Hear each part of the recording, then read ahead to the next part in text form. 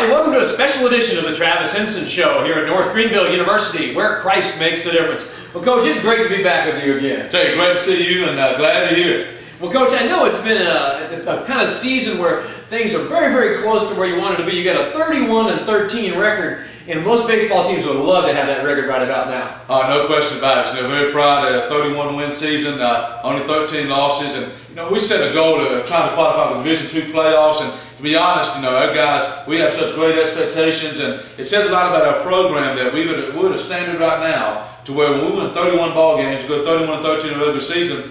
We're still not as happy as a lot of teams would have been to that.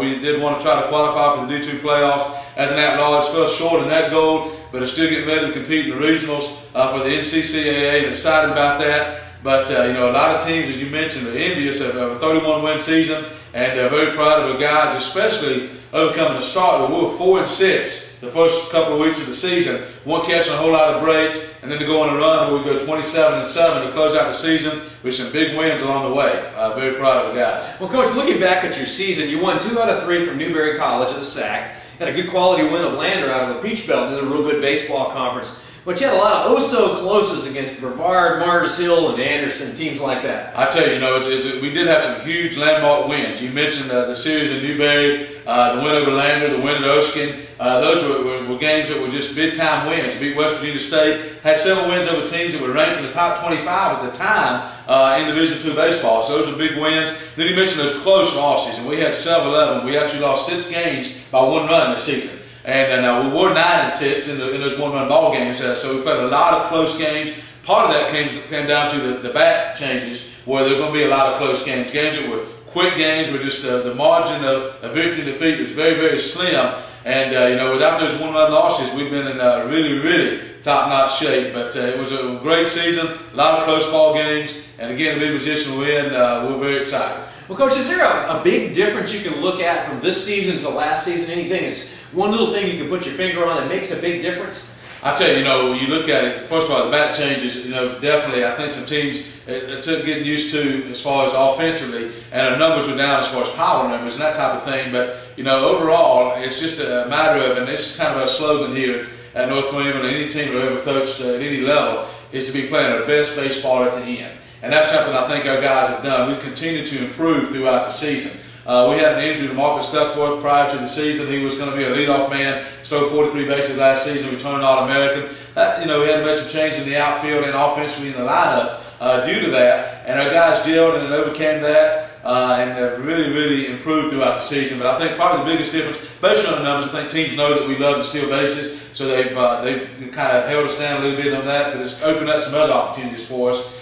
Pitching was solid all season just as it was last year, so there's a lot of similarities. Probably the biggest difference is just teams trying to control the base running game and the bat regulations. Because speaking of your individuals, Adam Taylor and Derek Fulmer had great years, hitting over 400 once again, but the core of your lineup, Anthony Folk, Brian Giles, and David Frazier are still there for you. I tell you, it's been great. You mentioned Fulmer and Taylor. Those are 2 of the better offensive performers in the country. Not just in Christian College baseball, but Division II overall. 2 outstanding competitors. Both hit over 400, as you mentioned. Both with a lot of power numbers, extra base hits, and those guys hit 3 and 4 in the order. They've been phenomenal for us. But the big key is to have guys on in front of them and some guys that can hit behind them that forces teams to pitch to those guys, and we've been able to have that. You mentioned Giles and Folk, 2 guys that have set the table for us. Brian Giles has stepped up huge for us in the offensive leadoff spot. That was something that we called on him to do. He's averaging, seeing a lot of pitches per at bat, going deep in counts, battling for us. Could be more pleased with him and his performance as a leadoff man.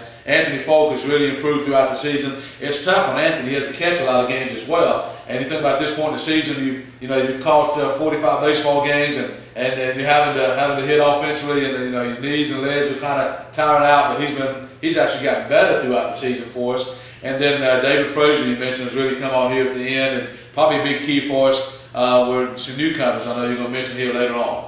Well, you had to put, like you said, you changed your lineup around a little bit with Reinholz and Lawrence having to go in as freshmen and start playing right away. I tell you, John Reinholz had a phenomenal year for us. Redshirt freshman, starting in center field, which was one of the positions that we lost from last season, and graduated as center fielder.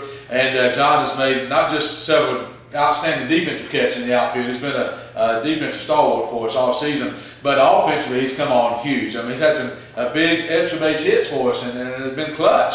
And he's improved throughout the year and done a great job. Taylor Hollyfield at third base stepped in. That was the other position that we lost from last season. And he's a freshman from Boiling Springs. Has done a phenomenal job for us defensively, and has also had some huge hits offensively. Both of those guys are key. And then Andrew Lawrence, newcomer that stepped in at DH, hit over 300 this season. Had so many just key hits and clutch situations. I can name probably 3 or 4 games where he gets ended up being a game-deciding hit throughout the season, and been phenomenal for us. So those 3 guys were huge offensively. They were new inserts into a strong lineup.